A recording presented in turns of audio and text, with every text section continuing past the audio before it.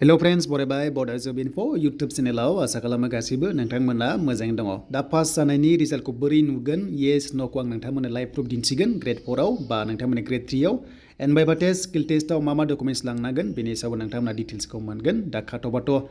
प्राय गोजौ थांदों नाथाय जायफ्रा आइटिआइ दङ बिथांमोना गोल्डेन चान्स साख्रि जानो थांगासिनो दङ मानोना जोबोर खम खाथ'बावनो आरो पस्टआथ' ओरैबायदि बुरजा दं आइटिआइ लेभेलावबो जेराव Gr-4 आव बिथांमोना दा जियानो जा जों नायगोन लाइभ प्रुफ हिसाबै आरो लोगोसे एडमिट गोमाबाय मा खालामबावनांगौ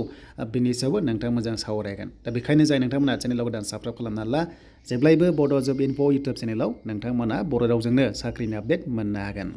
स' दायो लोगोफोर जों फैबाय सेबानि अफिसियेल साइटआव आरो बेयाव फैनाय लोगो लोगो रिजाल्टखौ नोंथांमोना जि दङ Gr-3 आव नायदो जेरै नोंथांमोना फार्स्टआव मोनदों एचएस लेभेलनि लिंक 1 आव थांदो बेनिफ्राय जुदि डिग्रिबा नोंथांमोना सेकेन्डआव फैदो थार्ड बा ड्राइभाराव नोंथांमोना नायदो आरो काट अफ नायनोबा काट अफ डिटेल्सआव क्लिक खालामबानो नोंथांमोना मोनगोन। थिग बेबादिनो Gr-4 आव नायनोबा जायनिखि 10 पासनि Gr-4 बेनिफ्राय आइटिआइ दंबावो नोंथांमोना गोजौनि लिंकआव क्लिक खालामनांगोन आरो जायफ्रा क्लास 8 पासनि Gr-4 आव नोंथांमोना गाहायनि अप्सनाव लिंकआव क्लिक खालामनांगोन आरो डिटेल्सखौ नायनोबा काट अफ नोंथांमोना नायनो हागोन।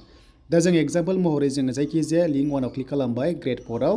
स' बिनिफ्राय नोंथांमोना 10 पासनि Gr-4 प्लास आइटिआइ दङबा एप्लिकेसन नाम्बारखौ होदो नोंनिखौ आरो पासवर्डखौ होनानै लगइन खालामदो। जुदि बावदोंबा आइडि बावदोंबा नैबे फरगटआ बेयाव क्लिक खालामनांगौ दे। स' बेयाव क्लिक खालामनानै नोंथांमोना फिन खनसेबाव क्लिक खालामबाव अब्ला नोंनि मबाइल नाम्बार जाय फन नाम्बारा रेजिस्टार दङ बार्थडेखौ होनानै साबमिट खालामबा नोंनाव मेसेज फैगोन बेनिफ्राय नोङो आइडिखौ मोननानै बेजोंनो नोंथांमोना लगइन खालामनानै रिजाल्टखौ नायनो हागोन आरो दानिया पास जानायखौ जों माबादि नुयो जों दायो मोनसे लाइभ प्रुफ नायनोसै। दा नायदोनै आं नोंथांमोननो मोनसे बेवहाय क्वालिफाइड जानायनि थाखाय बेयाव मोनसे एडमिट लाबोदों बेनो जाबाय 10 पास लेभेलनियाव Gr-4 आव पास जाबाय बेखायनो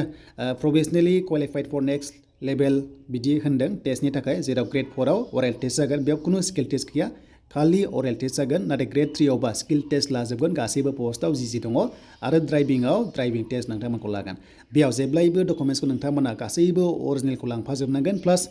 जेरेक्स कपि खालामनानै सेल्फ एटेस्टेड होनांगोन आरो पासपर्ट फट' नोंथांमोना लांफाजोबनांगौ जायो आरो एडमिटआ एग्जामनि एडमिट गैयाबाबो जेबो नङा नोंथांमोना स्किल टेस्टनि बा बाइबा टेस्टनि थाखाय गांसे गोदान एडमिट फ्रेस मोनगोन बेखौ लानानै नोंथांमोना थांनांगौ। सिगांनि गोमादोंबाबो जेबो नङा आरो गोमादोंबा रिकभारि खालामनायनि भिडिअ दिन्थिगोन नाथाय नेक्स्टनि एडमिटआ नेक्स्टआव नोंथांमोना लांथारनांगोन। दा बेनो नोंथांमोना बुजिबाय जे टेनसन गैया आरो जायफ्रा पास जायासै टेनसन दाजा 3.0 नोंथांमोना मे दाननि उनाव ओंखारबावसिगोन आरो 2026नि एप्रिलनि सिगां नोंथांमोना साख्रि मोनगोन। मानो होनोबा 2026 आव एसेम्बलि इलेक्सन दङ बिनि सिगां गोदान साख्रि नोंथांमोना एप्लाइ खालामनो मोनबावगोन एबा साख्रि मोनगोन आरो दा बयनिसिमबो अल द बेस्ट थाबाय नेक्स्ट लेभेलाव आरो जायफ्रा चेनेलाव गोदान साबस्क्राइब खालामनानै नोंथांमोना लानो हागोन।